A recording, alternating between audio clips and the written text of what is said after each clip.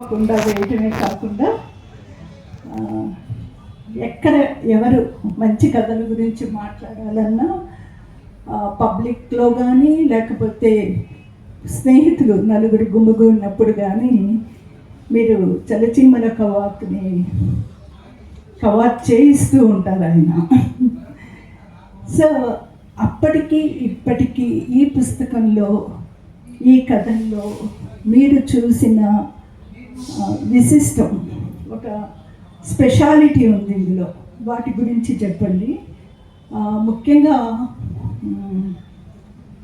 Flash బ్యాక్ని మిళితం చేస్తూ వర్తమానాన్ని కలుపుతూ రాసిన కథలులో 2 కథలు నాకు చాలా నచ్చిన కథలు.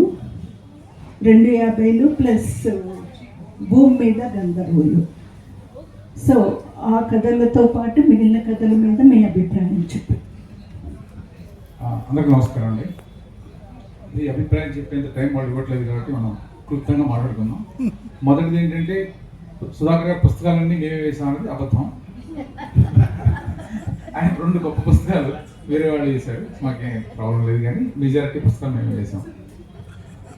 తర్వాత అంటే సుధాకర్ గారి ఇనిషియల్ పుస్తకాలు వేయడం ఛాయకి చాలా మంచి పేరు వచ్చింది. ఛాయ మంచి పేరు వచ్చిన దాంట్లో ఈరోజు ఛాయలో నిలబడింది. ఛాయ పుస్తకాలు రావాలని అనుకుంటున్నారంటే ఇనీషియల్గా వచ్చిన సుధాకర్ గారి పుస్తకాలు కానీ మిగతా మిత్రులు ఇచ్చిన పుస్తకాలు కారణం. అందులో ముఖ్యంగా తూర్పుగాళ్ళు మనది వండర్ఫుల్ బుక్స్ నేను ఇచ్చిన దాంట్లో. కాకపోతే ఇంకా 1500 కాపీలు వేస్తే ఇంకా 100 కాపీలు అలాగే ఉన్నాయి. 5 ఏళ్ళైనా 6 ఏళ్ళైనా అది ఏం చేయమన్నాను. సరే, ఇంకొక మా ఇంపార్టెంట్ విషయం ఏంటంటే, సుధాకర్ గారు ఇప్పటిదాకా చరిత్ర రిలేటెడ్, అంటే అది వార్తాహారంలో మరి ఇతర కథలు అయినా సరే చరిత్ర రిలేటెడ్ కథలే చరిత్ర నుంచి తవ్వి ఆయన వేస్తూ వచ్చారు. మొదటిసారి ఐ థింక్ సమ్ బ్రేక్ ఆయన చరిత్ర నుంచి బయటకు వచ్చి, ఆ గని నుంచి బయటకు వచ్చి మిగతా ప్రపంచాన్ని చూడడం మొదలెట్టారని అనుకుంటున్నాను. అలా హఠాత్తుగా ఎందుకు చూడడం మొదలుపెట్టారని ఆయన సమాధానం చెప్పాలి. That's a major thing. మీరు అది చెప్తూ ఇందులో మొదటి కథ చంద్రోదయం బౌద్ధం, కళింగంలో బౌద్ధం గురించి, అది ఎట్లా వెళ్ళిపోయింది, మళ్ళీ ఎలా రావాలి అన్నది ఆలోచిస్తూ రాశారు. మోహన్ బాబు గారు అడిగినట్టు ఈ బ్రేక్ కావాలని తీసుకున్నారా, అంటే కాన్షియస్ బ్రేకా లేకపోతే షిఫ్ట్ తీసుకోవటం, లేదా ఎప్పటి నుంచో పోగుపడినవి ఇప్పుడు రాశారా?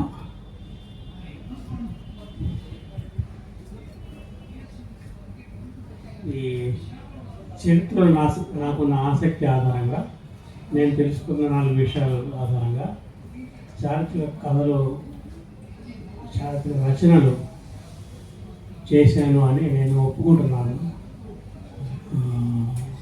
కానీ ఇంకా కొన్ని విషయాలు ఏమంటే, అసలు నేను రాయడమే రిటైర్ అయిన తర్వాత రాయడం మొదలుపెట్టాను. నేను ఏ పెద్ద ఎస్టాబ్లిష్ అయిపోయిన రచయితనేమి కాదు. ఏదో ప్రేమలాగా రిటైర్ అయ్యాక ఏదో ఒకటి చేయాలనే ఉద్దేశంతో రాయడం మొదలుపెట్టాను. అయితే ఆ రాయడం అనేది ఒక ప్రయోగం. కొన్ని కథలు రాశాను, వాటికి ముఖ్యంగా ఇలా చెప్పినట్టుగా వసంతలక్ష్మి గారు, అంతకుముందు తిరుపతి శ్రీనివాస్ వీళ్ళు ప్రోత్సాహం ఇచ్చారు.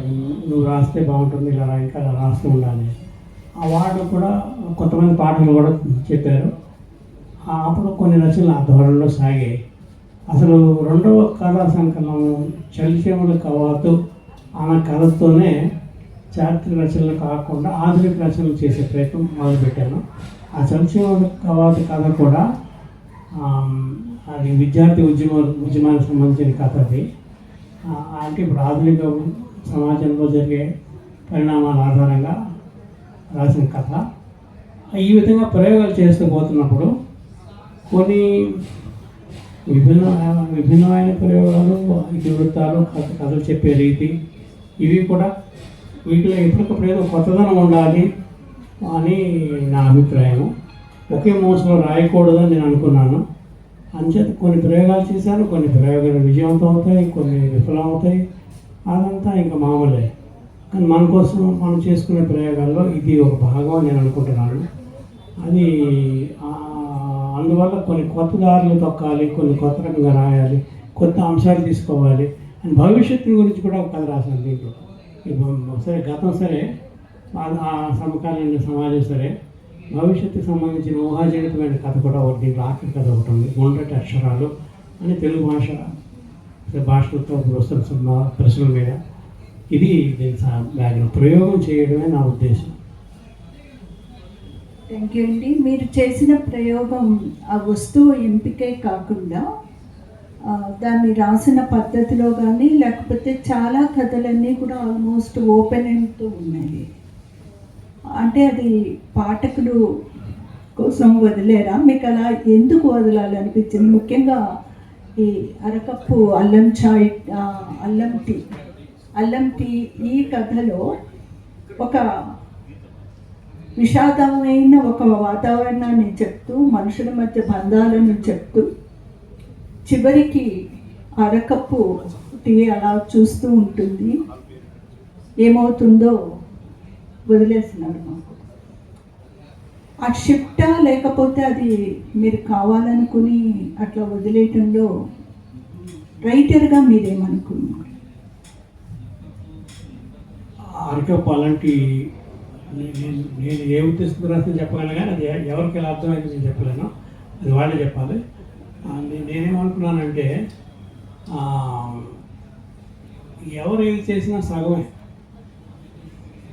మనం ఎన్నో అనుకుంటాము, ఎన్నో ఆశయాలు ఉంటాయి, ఆదర్శాలు ఉండొచ్చు, ఇంకేదైనా ఉండొచ్చు, కానీ ఒక వ్యక్తి తన జీవితంలో చేయగలిగేది కొంత మాత్రమే. అది చివరికి వచ్చేటప్పటికి వాళ్ళ అసంపూర్ణంగానే ఉండిపోతాయి వాళ్ళ పనులు. అందుకని బహుశా వోల్టేర్ అన్నాడు అనుకుంటాను, you will be remembered for what you could not do అన్నాడు. అంటే మనం అది చేయవలసింది కదా, ఇది చేసావు, ఇది ఒకటి ఇక్కడ కాపేసావు, అది కూడా నువ్వే చేయాల్సింది కదా అని మనం అనుకుంటాం. అన్ని వాళ్ళు చేస్తే ఇంకా మనం ఎందుకు అని అనుకోం. అందుచేత అసలు వాళ్ళ మనిషికి ఎన్నో పరిమితులు ఉంటాయి కాబట్టి, వాళ్ళకి వచ్చే సమయం కూడా, వాళ్ళు కేటాయించే సమయం కూడా తక్కువ కాబట్టి, ఒక మనిషి చేయగలిగేది కొంత మాత్రమే. అంచేత ఎవరి ఎంత వాడు అనుకున్నా అనుకోకపోయినా ప్రయత్నపూర్వకంగా అయినా కాకపోయినా అందరి జీవితాలు కూడా అరకప్పులే. వాళ్ళు అరకప్పే తాగుతారు, ఇంకో అరకప్పు తాగలేదు. అది అనుకుంటారు కానీ అది సాధ్యపడదు అన్న ఉద్దేశంతో రాసిన కథ. ఆ టీచర్ చల్లారిపోతుంది చివరికి వచ్చేటప్పుడు. ఆఖరి వాక్యం అదే. తర్వాత ఏంటంటే ఎందుకు ఇలా ముగిస్తావంటే, ఇంకా అలా కొనసాగిస్తుంటే అది నవల అయిపోతుంది, అదొకటి. రెండవది బోర్ కొట్టేస్తుంది జనాలకి. మూడోది ఏంటంటే దాంట్లో మరేం ఉండదు, విషయం ఉండదు. అంచేత ఇంకొక ఇడ్లీ తినాలనిపిస్తున్నప్పుడే ఆ ఇడ్లీ తినడం మానేయాలి. అలాగా ఆ లెక్క ప్రకారం ఒక అసంపూర్ణత అనుకోండి. కథ అనేది ఏదైనా అసంపూర్ణమే ఉంటుంది. నవలకి కొంత పరిపూర్ణత వచ్చే అవకాశం ఉంది, కానీ కథకి అవకాశం లేదు. అంచేత కథలో చివరి వాక్యం, ముగింపు వాక్యం ఏదైతే ఉందో దాని ఆధారంగా కొన్ని ఆటకుల్లో కొన్ని ఆలోచనలు రేకెత్తాలి, కొన్ని ప్రశ్నలు రేకెత్తాలి, అసంతృప్తి కలగాలి, అసంతృప్తి భావన కలగాలి. అవును ఇలా ఉంది కదా, ఇది సరికాదు కదా, ఇంకోలా ఉంటే బాగుండేది కదా, ఎందుకు ఇలా ఉంది, నేను చెప్పినట్టు ఇలా ఎందుకు జరిగింది, ఇది కానీ వాస్తవమే కదా అని ఏదో కొన్ని ప్రశ్నలు ఆయన పాఠకులను వెంటాడాలి, వేధించాలి. అప్పుడే అది ఒక కథ అవుతుంది నా లెక్కలో. లేకపోతే ఏదో కథ దానికి నీతి ఉంటుంది, చివరిలో కథలకి నీతి ఉందా లేదా అని చూస్తాం. మామూలుగా ఈ కథలో నీతి ఏంటంటే ఫలానా నీతి అని చెప్తారు. మనకి అందరికి ప్రతి కథకు నీతి ఉండాలని అనుకుంటాం. ఆ నీతి చెప్పగానే కథ అయిపోతుంది. కానీ జీవితంలో అలా ఉండదు కదా, నీతిలో మారిపోతుంటాయి. ఏ నీతి ఎవరికి తెలియదు. అంచేత ఆ అసంపూర్ణతని వ్యక్తీకరించేటప్పుడు ఇంకా ఆ కొనసాగింపు పాఠకుల మెదడులో, హృదయాల్లో సాగాలి అని నా కోరిక. అది ఒక గొంతెమ్మ కోరిక అని మీరు అనుకున్నా కూడా అనుకోవచ్చు. యాక్చువల్లీ మీరు చెప్పినట్టు ఈ అరకప్పు అల్లం టీ నాకు అర్థమైంది ఏంటంటే, any companionship whether it's wife and husband or ఎవరైనా వాళ్ళ పార్ట్నరు జీవితంలో అరకప్పుతో పోల్చారేమో అని నాకు అనిపించింది. మార్నింగ్ నేను ఫ్రెండ్స్తో మాట్లాడుతున్నప్పుడు కూడా, మోహన్ బాబు గారు, శ్రీనివాస్ గారు మేము ఉన్నప్పుడు కూడా నేను అదే మెన్షన్ చేశాను. ఇందులో మీరు భాస్కర్ రావు గారి గురించి, వెంపాటి చిన్న సత్యం గారి గురించి మాట్లాడారు. చిన్న సత్యం గారి గురించి పేరు తప్పు చెప్పానా? వాటిని మెన్షన్ చేస్తారు మీరు, వాళ్ళిద్దరికి సంబంధించింది గణపతి గారి ఇదేను. నాకు ఆ కథలు చదువుతున్నప్పుడు అంటే మన కాంటెంపరీ జీవితంలో ఇప్పుడు మనం అనేక ఒడిదుడుకులు చూస్తూ ఉన్నప్పుడు అటువంటి ఒక స్ఫూర్తి, అటువంటి ఒక ఉజ్వలమైన ఒక కాలాన్ని మీరు ఇప్పుడు ఫ్లాష్ బ్యాక్గా ఇందులో రికార్డ్ చేశారు కదా, ఈ 2 చిన్న కథల్లో. దాని గురించి మరిన్ని విషయాలను ఏమైనా పంచుకుంటారా? ఆయన పంచుకోవడం మొదలు పెడితే చాలా కరోనా శ్రీకాకుళం పోరాటంతో పంచుకోవాలి, అంత కుదరదు. కానీ మాకు తరచూ వచ్చేటువంటి ఆలోచన ఈ లెఫ్టిస్ట్ ఆలోచనలు రాయాల్సింది మామూలు ఈ టీచర్లు, లేకపోతే ఇంకోటి ఏదో పంతులు, లేకపోతే మన ఈ సోషల్ స్టడీస్ చేసే విద్యార్థులు కదా. ఈ మెరైన్ ఇంజనీర్ గారు ఇలా ఎందుకు తయారయ్యారు, మెరైన్ ఇంజనీర్ ఎక్కడ వచ్చినా మేజర్కి వస్తున్నది, దానికి ఆన్సర్ చెప్పాలి. అంటే అది కుక్క పని కుక్క చేయాలి, గాడి పని గాడి చేయాలి అంటే అది ఆ రోజు మారిపోయి ఇప్పుడు అందరి పనులు చేయొచ్చు, ఎవరైనా ఏ పని అయినా చేయొచ్చు, ప్రయత్నించవచ్చు. వాళ్ళు ఎంతవరకు సాధిస్తారు, ఎంతవరకు ఇదవుతారు అనేది వేరే విషయం. కానీ అంచేత ఒక ఇంజనీర్గా ఉండి కూడా ఇలాంటి దుస్సాహసాలు చేసావు, ఎందుకు చేసావు అంటే అది నా పొరపాటు నేను ఒప్పుకుంటున్నాను.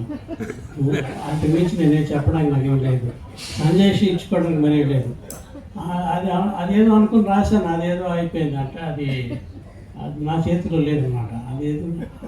అది మరి చదివిన వాళ్ళు చెప్పాలి, అంత పెద్ద పొరపాటు చేసినా లేకపోతే ఏదో తెలియక పని చేసేటప్పుడు మీద వదిలేస్తారు అనుకోవచ్చు అనేది వాళ్ళ ఇష్టం. అయితే ఇంకా రెండోది ఏంటంటే యార్కపాలంటి కథలో పద్మ అన్నది ఇందాక భార్య భర్తల మధ్యన వాళ్ళు ఏదో చిన్న సంభాషణ జరుగుతుంటుంది ఆ కథలో. ఆ భార్య చచ్చిపోయి ఇప్పుడు చాలా కాలం అయిపోయింది, ఈయనకి కొద్దిగా మతి భ్రమణం చెంది ఓల్డ్ ఏజ్ వల్ల ఆయన కన్ఫ్యూజ్ అయిపోతుంటాడు, ఆవిడ ఇంకా ఉందనుకుంటుంటాడు అనమాట ఆ కథలో. అంటే ఆవిడ కానీ ఉంటే ఇంకా ఆమెతో చెప్పాల్సిన విషయాలు, చర్చించిన విషయాలు చాలా ఉండిపోయాయి ఆయన దగ్గర. అప్పుడు చెప్పుకుంటే బాగుండేమో అని అనుకుంటుంది ప్రతివాడు. ఆ మనిషి వెళ్ళిపోయిన తర్వాత మనం అనుకుంటాం, అమ్మ నాన్న అయినా అంతే, ఎవరైనా అంతే. అప్పుడు వాళ్ళు చెప్పింది మనం వెళ్ళలేదు కదా, వాడు ఏం చెప్తే మనకు శ్రద్ధగా వినుంటే బాగుండేది కదా, లేకపోతే మన ఈ విషయం వాళ్ళకి చెప్పాల్సింది కదా, మంచి విషయం అనేది ఒకటి అనుకుంటాం. ఆ ఇన్కంప్లీట్నెస్ ఉండిపోతుంది ఒక రిలేషన్షిప్లో కానీ మనం చేస్తే ఏ పనులు అయినా సరే. ఆ ఇన్కంప్లీట్నెస్ అంటే అసంపూర్ణతని యార్కపాలంటి రూపంలో చెప్పడం జరిగింది. ఇందులో మీరు ఇప్పుడు కాంటెంపరీ సొసైటీలో మనందరం చాలా కాలంగా మాట్లాడుతున్న ఒక హేట్ ని రిప్రజెంట్ చేస్తూ కథలు రాశారు ఇందులో ఉన్నాయి. అది కలుషిత గీతం కావచ్చు, ఇంకోటి కావచ్చు. మొదటి కథ మీరు బౌద్ధాన్ని కళింగంలో ఒక స్వప్నంగా అంటే ఆ దాన్ని ఏమంటారు, ఆ రోజు చంద్రోదయాన్ని చూస్తూ ఆమె ఒక గొప్ప స్వప్నాన్ని ఆవిష్కరిస్తుంది. ఈ రెండిటికి అంటే ఒక శాంతి రావటానికి ఇది బాగుంటుంది, ఇట్లాగా ఈ విద్వేషం నిండిన ప్రతి చోట అన్నది మీ మనసులో ఏమైనా ఉందా? అందుకని ఈ 2 కథల్ని ఇందులో పొందుపరిచారా? బ్రీఫ్గానే చెప్పండి, మళ్ళీ మోహన్ బాబు గారు. బౌద్ధము ఈ దేశంలో క్షీణించడము అనేది ఒక గొప్ప దురదృష్టము. అదొక ఆత్మహత్య సదృశ్యం అని అన్నాడు ఒక పెద్ద ఆయన. అసలు బౌద్ధాన్ని మనం పోగొట్టుకోవడం అనేది పెద్ద విషాదం, మన మొత్తం సమాజంలో జరిగిన పెద్ద విషాదం. పోగొట్టుకున్నావా అంటే పూర్తిగా పోగొట్టుకోలేదు, కానీ అదృష్టవశాత్తు కొన్ని అవశేషాలు కానీ కొన్ని దానికి సంబంధించిన కొన్ని అంశాలు కానీ సమాజంలో ఇప్పటికీ భాగంగానే కొనసాగుతున్నాయి. అయితే ఒక క్షీణ దశలో అది వెళ్ళినప్పుడు, ఆ దశలోకి వెళ్ళినప్పుడు అప్పుడు కూడా దాన్ని ఒక ప్రత్యామ్నాయంగా సూచించినటువంటి పరిస్థితి ఒకటి ఉండేది.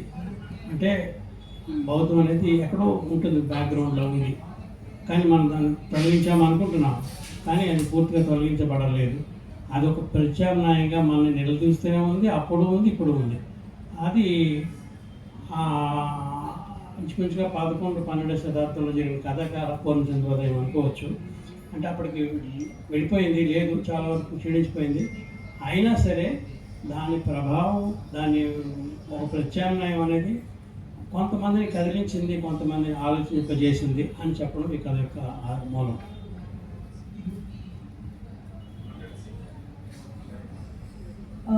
మనకిచ్చిన సమయం దగ్గర పడుతూ ఉంది. ఇందులో కథలన్నీ అందరూ చదవాలని మాత్రం నేను కోరుకుంటాను.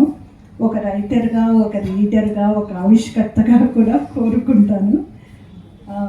ఇటువంటి కథలు మరిన్ని మీరు రాయాలని, వీలైతే వాటిని ఒక్కొక్క కథని ఒక్కొక్క నవలగా మాకు అందించాలని, అవన్నీ ఛాయా మోహన్ బాబు గారు వేయాలని, ఇక్కడ వచ్చిన మీ అందరికీ కూడా కృతజ్ఞతలు. చివరి సంభాషణ మోహన్ బాబు గారు చేస్తారు. Thank you. పుస్తకాన్ని ఆవిష్కరించిన పద్మ గారికి, సుధాకర్ గారికి థ్యాంక్స్ లాట్. అది ఈసారి రాబోయే పుస్తకాలని మాకే రాసిచ్చారు కాబట్టి మేమే వేస్తాం, ఎవరు వేయడానికి లేదు. ఇంకోటి ఏంటంటే అలాంటి చక్కగా ఈ శీతాకాలం, వర్షాకాలం చాలా ఇంపార్టెంట్, బాగుంటుంది, గొంతుకు అది బాగుంటుంది. అలాగే అలాంటి పుస్తకం కూడా చాలా బాగుంటుంది. దయచేసి అందరూ కొనండి. ఆయన మొదటి పుస్తకాల్లో అన్ని కాపీలు మిగిల్చకుండా దయచేసి వెంటనే కొనడానికి ఆశిస్తున్నాను. Thanks a lot. Thank you book బ్రహ్మ.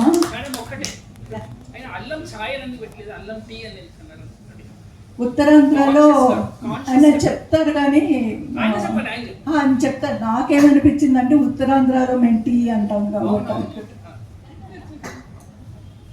అది దీన్ని వేసిన వాళ్ళు ఛాయ్ వాళ్ళు, మళ్ళీ ఛాయ్ అంటే కన్ఫ్యూజన్ వస్తుందని చెప్పి టీ అన్నారు.